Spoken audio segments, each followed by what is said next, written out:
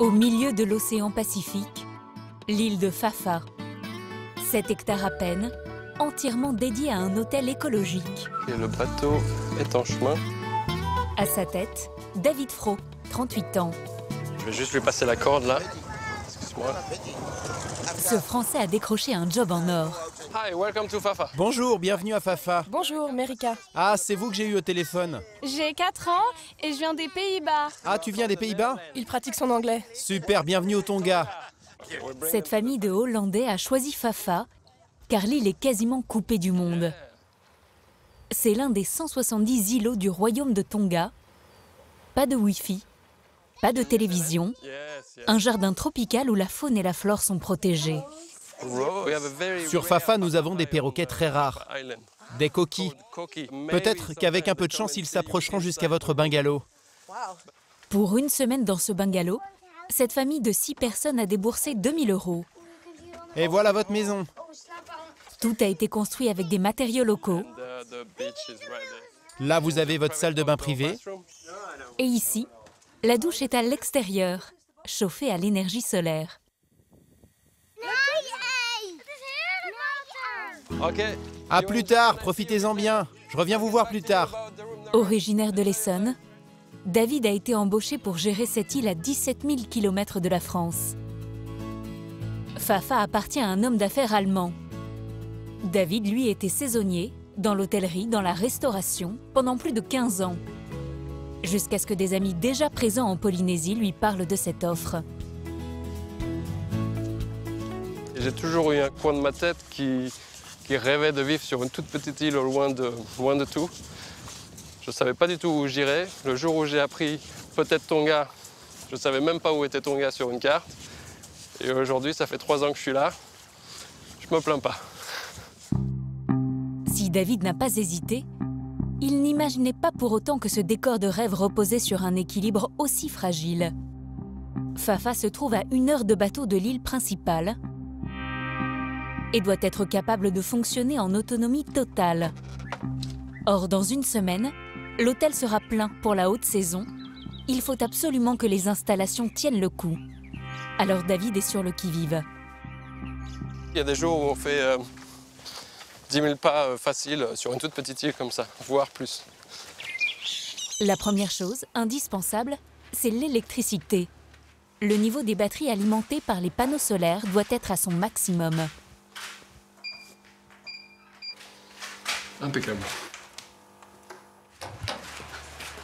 Il y a aussi l'eau de mer stockée dans ces énormes cuves qui permettent à l'île d'être autonome grâce à un système de désalinisation.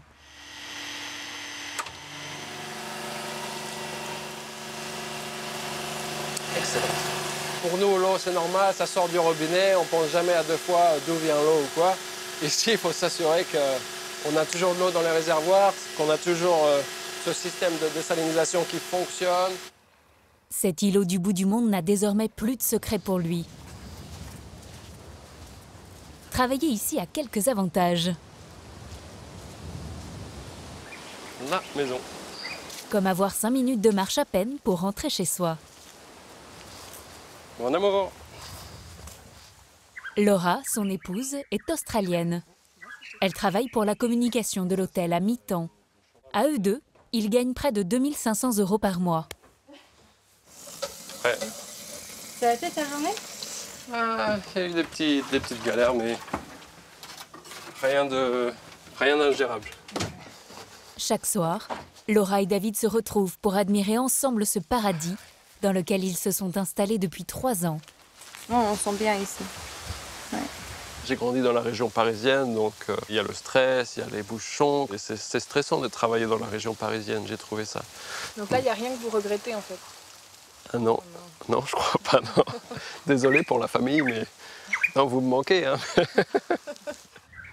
C'est pour des instants comme celui-ci, hors du temps, que David a fait le choix d'une vie coupée du monde, loin de toute civilisation, en Polynésie, au royaume de Tonga.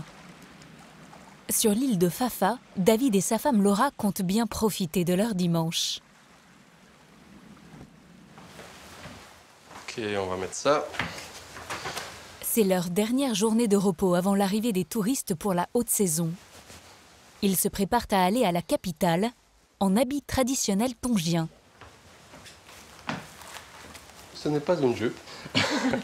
C'est un tupenou, qui est très sympathique quand il fait très très chaud dans des pays tropicaux parce qu'on respire un petit peu, il y a de l'air qui passe partout. C'est confortable. C'est très confortable, on apprécie énormément. Et après, le taovala qu'on porte par-dessus, par contre ça tient très très chaud. On est content quand on l'enlève, c'est vrai. À mon avis, quand David et Laura se plient à cette coutume locale pour mieux s'intégrer. Tout comme la messe, où ils se rendent une fois par mois. Si ça tombe un peu, c'est pas grave. Okay. Merci beaucoup. Allez, on est parti. Laura et David se sont rencontrés il y a 14 ans, lors d'un voyage en Amérique latine. Depuis leur mariage sur une plage australienne, ils baroudent à travers le monde. Déjà 20 pays au compteur, dont le Népal, où ils ont passé 18 mois dans l'humanitaire. Au Tonga, ils ont enfin posé leurs valises. Il pleut là-bas? Hey. C'est là où on va. David n'aime pas laisser l'île sans mettre à bord. En général, même si je ne suis pas sur l'île, je continue à penser à ce qu'il faut planifier, ce qu'il faut organiser. Est-ce que les bateaux, est-ce que la météo, est-ce qu'on a fait ça, est-ce qu'on a prévu ceci? J'arrive pas à couper, j'arrive pas d'être déconnecté de l'île, de son boulot. Quitter l'île, c'est prendre le risque de rester coincé en face en cas de mauvais temps. Mais David sait qu'il est important d'honorer ce rendez-vous. Après 40 minutes de traversée, ils arrivent à Tonga Tapu. C'est la capitale de cet archipel du Pacifique. Le dimanche, les rues sont quasiment désertes. En fait, ici, on est sur la rue principale de Nuku'alofa. Ça représente les Champs-Élysées de Tonga, tout simplement, quoi. 100 000 personnes vivent aux îles Tonga, un des plus petits États au monde, sur lequel règne le roi Tupu VI et son épouse, Nana Sipa'u-Vea. Leur palais est au bout de l'avenue principale. Il arrive, donc là, c'est sa sortie live. The shiny Mercedes. Hein? Seule monarchie du Pacifique, la famille royale tongienne concentre encore beaucoup de pouvoir.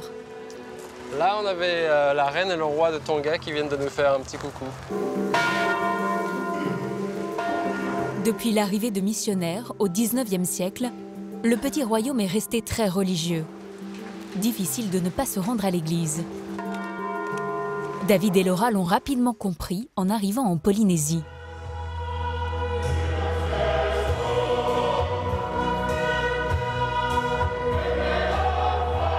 Une heure et demie de messe dans la langue locale qu'ils ne comprennent pas encore, mais peu importe.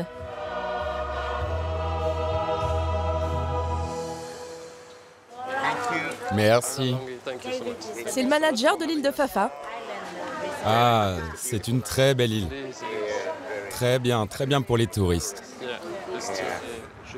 Témoin des premiers mois de David aux îles Tonga, cette religieuse n'est pas étonnée qu'il s'y soit finalement installé. Il s'est tout de suite bien adapté. Je suis sûre que ça a dû être un choc culturel pour lui. Mais il n'en a rien montré. Il s'est entièrement fondu dans la culture tongienne. David ne s'attarde pas. Il veut absolument rentrer le plus vite possible à Fafa. Il y a quelques heures, le temps était instable. Plus il se rapproche, plus il se détend, car le soleil brille sur Fafa.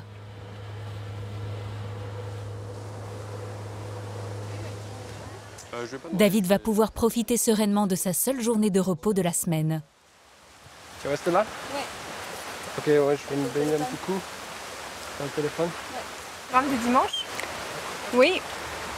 Oui, le dimanche, il faut rien faire. Et je le fais bien. Je suis très douée. À moins de 50 mètres de son lit, une eau cristalline à 28 degrés. Donc là, je regarde un petit peu ce qui vient vers moi. J'ai souvent des petits requins de récif qui viennent me rendre visite ici. C'est que des bébés en fait, donc ils sont vraiment pas méchants, ils peuvent pas nous attaquer ou quoi. Ils sont très curieux.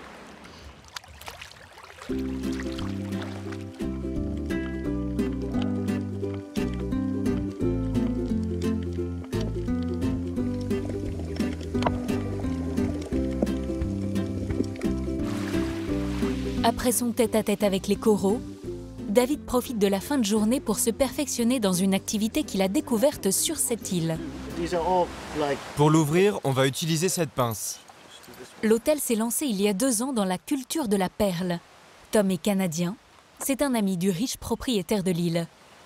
Il est le responsable de la ferme perlière et il apprend petit à petit à David comment effectuer une greffe dans les huîtres. Tiens, je vais te montrer, regarde. Tu vois, quand on dépose un corps étranger à l'intérieur et qu'elle ne peut pas s'en débarrasser, elle va le recouvrir de nacre. Et ça va donner une perle. Ah, c'est comme de la chirurgie. Oui, un peu. Mais on doit être très doux avec elle. Oui, tu sais, l'huître est hors de l'eau et elle ne peut pas respirer. Donc tu as un temps très limité pour le faire, sinon elle meurt. Je ne savais même pas que ça existait avant de venir ici. En entendre parler, comparé à le faire concrètement et voir concrètement le travail que ça comprend, ça n'a rien à voir. Voilà, 2 au fond, à droite et à gauche, 1 en haut. On va essayer de la fermer parce qu'elle doit être complètement refermée. 2 ans plus tard, si tout va bien, cette huître donnera de magnifiques perles nacrées que l'hôtel pourra vendre jusqu'à 300 € pièce. Nice. Yeah. On va aller les installer sur notre nouvelle ferme d'huîtres perlières qui est là-bas, qu'on a rapproché un petit peu moins loin du resort. Magnifique, Malo. Une précieuse production qui, David le sait, est à la merci des tempêtes tropicales. Car quand on vit sur un caillou au milieu du Pacifique, il y a une donnée que l'on ne maîtrise pas, c'est la météo.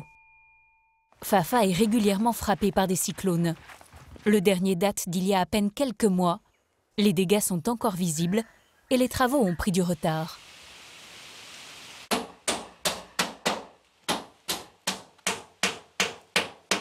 Hey, Hayati. Fefe. Bonjour, ça va? Comment ça se passe? Ça avance. Bien, parce qu'il faut vraiment avancer, hein. Nous avons besoin d'être prêts pour le week-end prochain. On sera plein. Ok, là le lit c'est bon. Et l'évier, vous avez pu le faire? Ouais. On pense qu'il nous faudra au moins 2 ans pour se remettre à zéro en fait, par rapport aux frais qu'on a dû dépenser suite aux rénovations. La semaine prochaine est donc primordiale pour David. Plusieurs fois par jour, il scrute les cartes météo.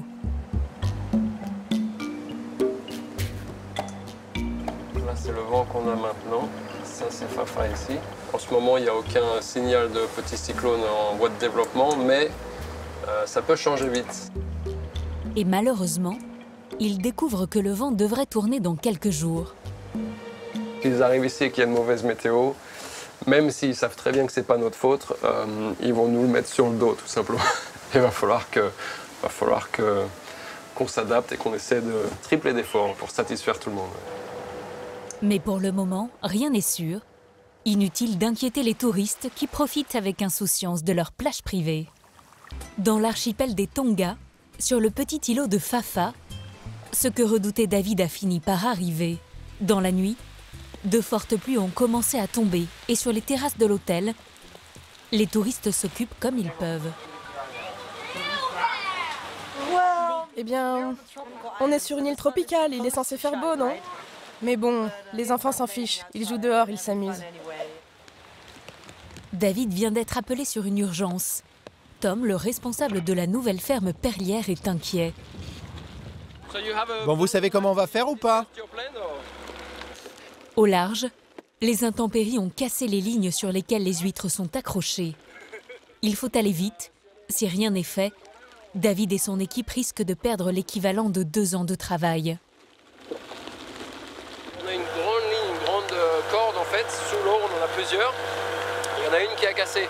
Ce qu'on va essayer de faire, c'est récupérer quelques-unes des huîtres qui sont encore sur la ligne avant que ça casse complètement et que ça disparaisse pour de bon, quoi.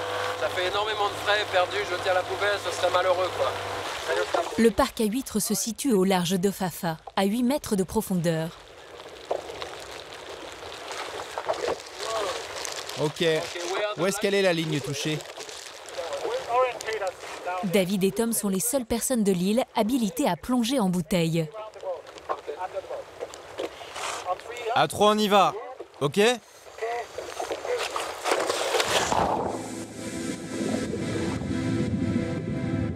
Mais avec le mauvais temps, la visibilité est faible et les courants très forts. Les huîtres ont déjà dérivé de plusieurs dizaines de mètres. Pendant 30 minutes, les deux hommes se démènent pour démêler les lignes et sauver les perles. Mais les dégâts sont plus importants que prévu. Et on ne peut pas tout sauver d'une journée là. Parce qu'il y en a trop en fait et il va falloir qu'on revienne.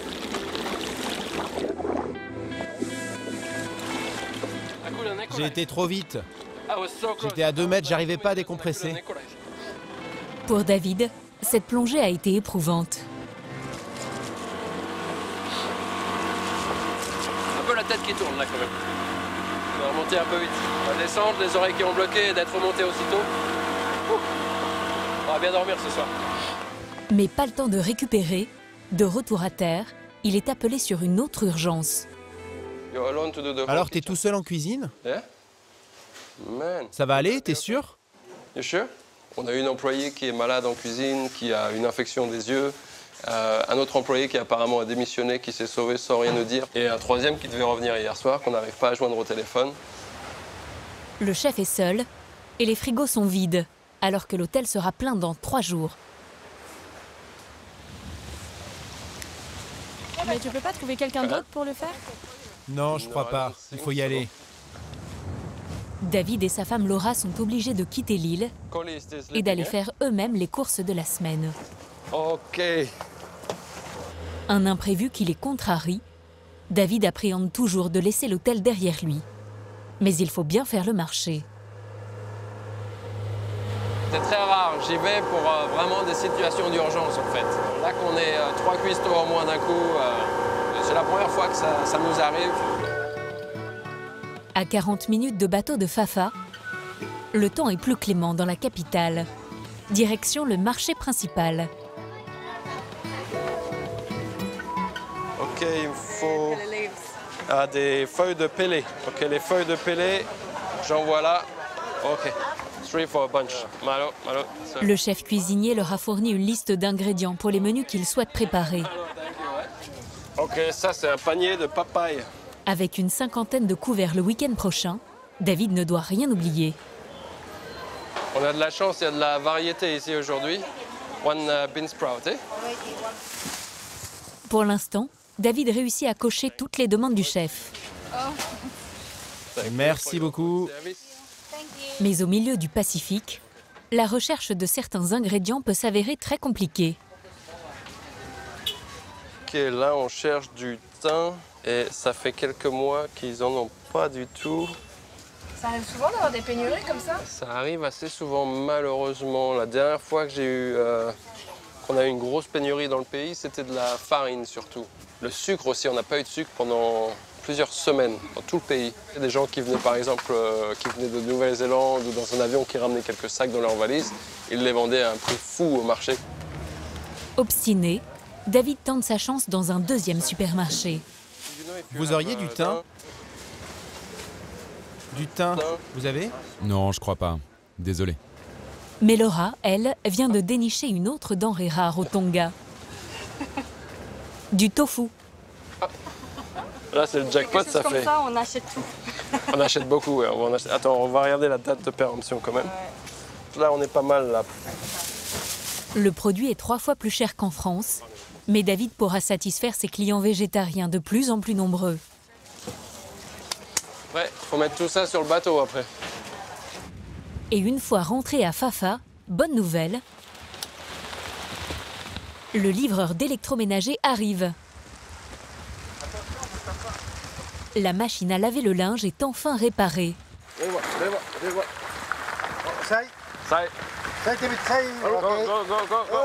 En panne depuis 4 mois, elle arrive à point nommé, à quelques jours du grand rush. Et avec la pluie, l'hôtel n'a pas à s'inquiéter pour ses réserves d'eau. Si ça pleut comme ça, on va dire un peu plus de 24 heures constant, on sera pas loin de remplir. Ouais. Par contre, les clients sont déçus, bien sûr. Mais bon, on peut pas tout avoir, on peut pas faire plaisir à tout le monde. David préfère en sourire, d'autant qu'après 2 saisons à Fafa, il sait que la pluie ne dure jamais très longtemps. En Polynésie, sur l'île de Fafa, le soleil est revenu et David, le manager de l'hôtel, est fin prêt pour une des semaines les plus chargées de l'année.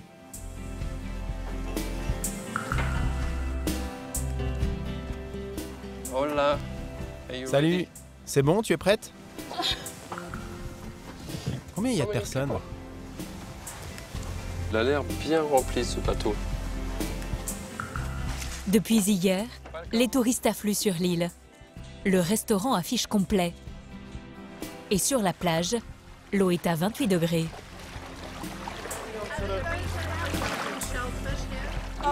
C'est magnifique, j'adore. On a tellement de chance d'être ici. Pour David, c'est l'occasion de satisfaire les demandes les plus surprenantes de ses clients. Ok. Donc, allez, on est parti. Je prends une radio de secours. Au cas où nous restions bloqués là-bas. Martin est un financier écossais. Il a demandé à David de réaliser son rêve, passer une journée sur une île totalement déserte. J'avais envie de découvrir des territoires inhabités, sauvages. Un peu comme dans le film Seul au monde. C'est la vraie expérience. Plus c'est reculé, plus j'aime. L'île de Malinoa fera donc office de bureau pour David cet après-midi. Ok. On se sent privilégié, ça me rappelle mes choix de vie à chaque fois, la chance que j'ai de vivre mes rêves et de vivre dans ce beau pays, quoi, et d'avoir ce métier. L'homme d'affaires ne pouvait pas rêver mieux. Il est seul au monde. On va prendre ce couloir là-bas. Je pense qu'on verra plus de choses. Allez, amuse-toi. Des couloirs de coraux, des poissons multicolores, une plongée accessible avec un simple masque et un tuba. David ne se lasse pas de faire découvrir les merveilles de son pays d'adoption.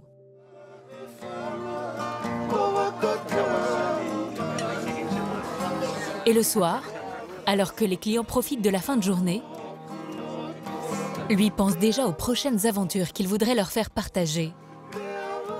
Une expérience qu'il a vécue et qu'il a filmée. Là, on a une baleine qui est vraiment venue super josse, qui est venue nous voir, qui a dansé avec nous, qui est restée avec nous pendant plus d'1 heure et demie en fait. Nager avec des baleines à bosse, qui chaque année, de juillet à octobre, choisissent les mers chaudes des îles Tonga pour mettre bas. Elle dansait, elle passait sous les gens, elle revenait, elle se rapprochait du bateau et elle redansait. Je suis carrément ému de revoir ces choses-là, de revoir des moments comme ça, des moments extraordinaires. D'avoir vécu cette expérience et ressenti ces frissons, ces sensations, de voir ces énormes choses venir nous regarder et voir les yeux d'une baleine venir à la distance que j'ai là avec Laura. C'est absolument invraisemblable. Je ne pensais pas que c'était possible. Mais de l'avoir vécu, c'est extraordinaire. C'est cette émotion qu'il veut partager avec ses clients dès l'année prochaine, en passant un brevet qui lui permettra d'emmener des touristes plonger avec les baleines. Cette formation devrait l'occuper pour les prochains mois au Tonga, une île qu'il ne compte plus quitter.